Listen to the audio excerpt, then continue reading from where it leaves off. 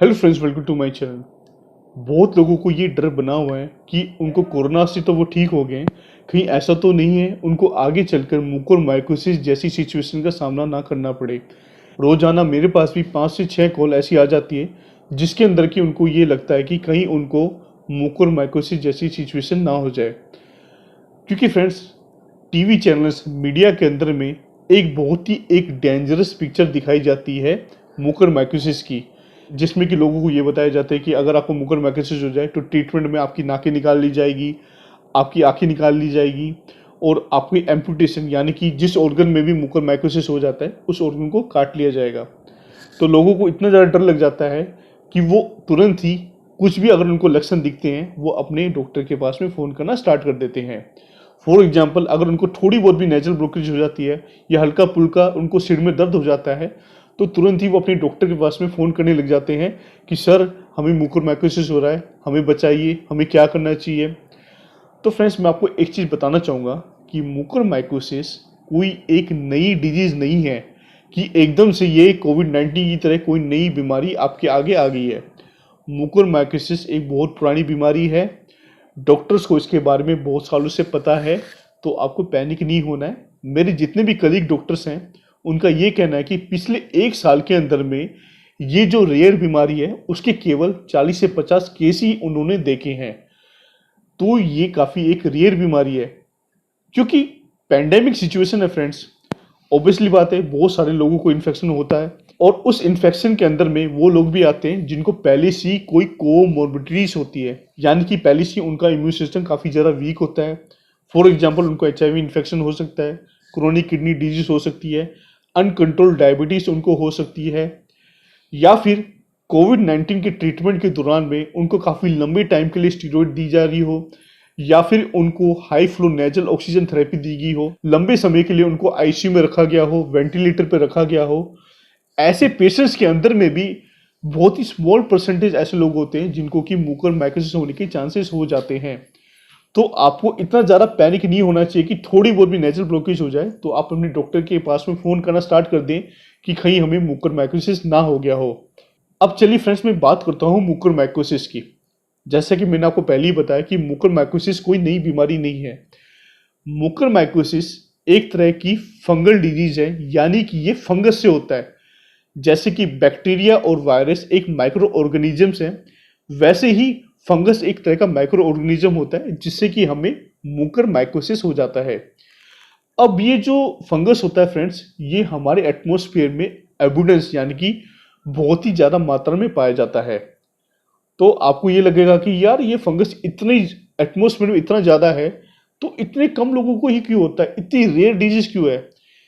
आपको इसी बात से समझ जाना चाहिए फ्रेंड्स कि आपको इतना ज़्यादा पैनिक नहीं होना है, क्योंकि ये डिजीज केवल उन्हीं को इफेक्ट करती है कि जिनका इम्यून सिस्टम बहुत ही ज़्यादा वीक हो चुका होता है, या फिर जिनको कोई कोमोर्बिडिटीज हो, या फिर उनको हॉस्पिटल एक्वायर्ड इन्फेक्शन हो जाए कोविड-19 ट्रीटमेंट के दौरान।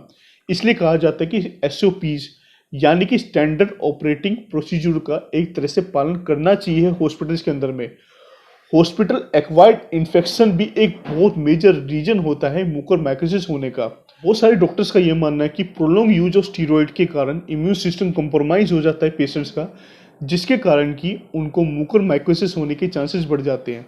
एक बात सोचने वाली ये है फ्रेंड्स कि पूरी दुनिया के अंदर में ही स्टीरॉयड दिए जाते हैं इस टाइम पर कोविड-19 ट्रीटमेंट के लिए, और कहीं ना कहीं जो स्टीरॉयडल थेरेपी है वो काफ़ी सुप्रीम थेरेपी है कोविड-19 की ट्रीटमेंट के लिए, अगर हम कंपेयर करें एंटीवायरल ट्रीटमेंट से, लाइक रेमडेसिविर या फिर फेविपिराविर मेडिसिन से।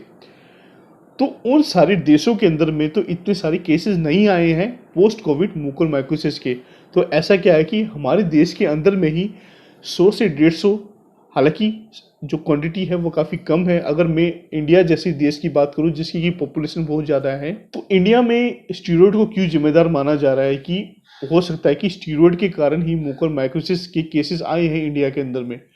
मेरा जो पर्सनल मानना ये है फ्रेंड्स कि कहीं ना कहीं स्टैंडर्ड ऑपरेटिंग प्रोटोकॉल्स का ठीक से पालन नहीं किया जाता हॉस्पिटल के अंदर में अभी भी, जिसके कारण कि हॉस्पिटल एक्वायर्ड इन्फेक्शन होने के चांसेस बढ़ जाते हैं, जिससे कि म्यूकोरमाइकोसिस होने के चांसेस बढ़ जाते हैं। जो भी हॉस्पिटल्स हैं उनके अंदर में जो SOPs हैं regarding handling of patient, during intravenous therapy, during oxygen therapy, या फिर जो पेशेंट वेंटिलेटर पे हो या फिर आईसीयू के अंदर में हो, उस टाइम पे एसओपीज का प्रॉपर तरीके से पालन किया जाए, हाइजीन कंडीशन का प्रॉपर तरीके से पालन किया जाए, ताकि हॉस्पिटल एक्वायर्ड इन्फेक्शन, चाहे वो सेकेंडरी बैक्टीरियल इन्फेक्शन हो या फिर फंगल इन्फेक्शन लाइक म्यूकोरमाइकोसिस, वो ना हो।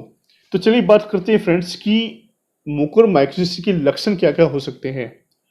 अब म्यूकोरमाइकोसिस के अंदर में भी बहुत सारे टाइप्स होते हैं, तो जो लक्षण होते हैं जो सबसे ज़्यादा कॉमन पाए जाते हैं, वो श्रेणी आती है राइनोसेरिब्रल म्यूकोरमाइकोसिस की, यानी कि म्यूकोरमाइकोसिस जो नाक या सिर के अंदर में जो असर करेगा, उसी के सिम्टम्स मोस्ट कॉमनली आते हैं लोगों के अंदर में।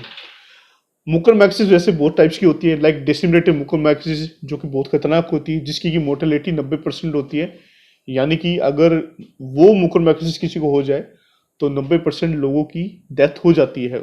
और जहाँ तक मैं बात करूँ, जो मोस्ट कॉमन जो म्यूकोरमाइकोसिस है, राइनोसेरिब्रल म्यूकोरमाइकोसिस, इसकी जो मोर्टेलिटी होती है वो 50 to 70% के बीच में आती है। इसलिए फ्रेंड्स, अगर आपको लक्षण ठीक से पता होंगे तो आप उतनी जल्दी ही अपने डॉक्टर के पास में जा सकते हैं। अब ये लक्षण क्या क्या होते हैं? लक्षण होते हैं कि अगर आपको कोरोना वायरस के ट्रीटमेंट के 2 से 3 हफ्ते के बाद में वन साइड ऑफ पेन में एक्सट्रीम पेन हो, आईज में बहुत ज़्यादा पेन हो, और वन साइडेड हेडेक आपको सीवियर हो, साथ में आपको ब्लैक कलर का नेजल डिस्चार्ज हो रहा हो, और साथ ही में आपकी मलगम में, आपकी स्पूटम में ब्लड आ रहा हो, तो तुरंत ही आपको अपने डॉक्टर के पास में चले जाना चाहिए। क्योंकि फ्रेंड्स, म्यूकोरमाइकोसिस का जितनी जल्दी ट्रीटमेंट किया जाएगा, आपके बचने के चांसेस उतने ज़्यादा बढ़ जाते हैं।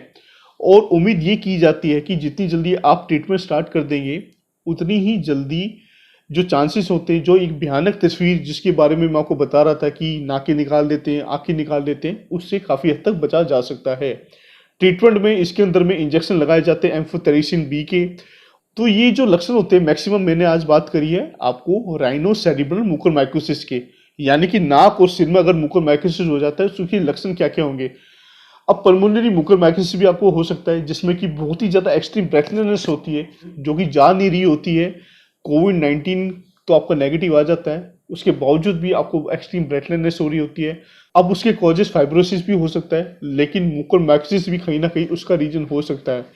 ऐसी कंडीशन में भी जिसमें कि अगर आपको एक्सट्रीम ब्रेथलेसनेस है कोविड-19 से ठीक होने के बाद भी, उस कंडीशन में भी आपको एक बार अपने डॉक्टर से मिल लेना चाहिए।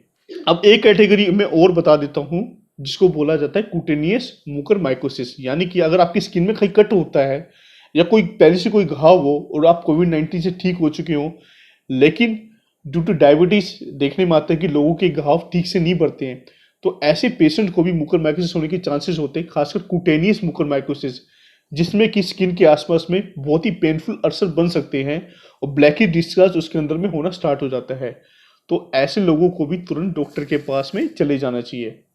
लास्ट और जो सबसे सीवियर जो म्यूकोरमाइकोसिस होता है वो है डिसेमिनेटेड म्यूकोरमाइकोसिस। जैसे कि मैंने आपको बताया कि उसके अंदर में जो मोर्टेलिटी रेट है वो 90% तक हो सकता है।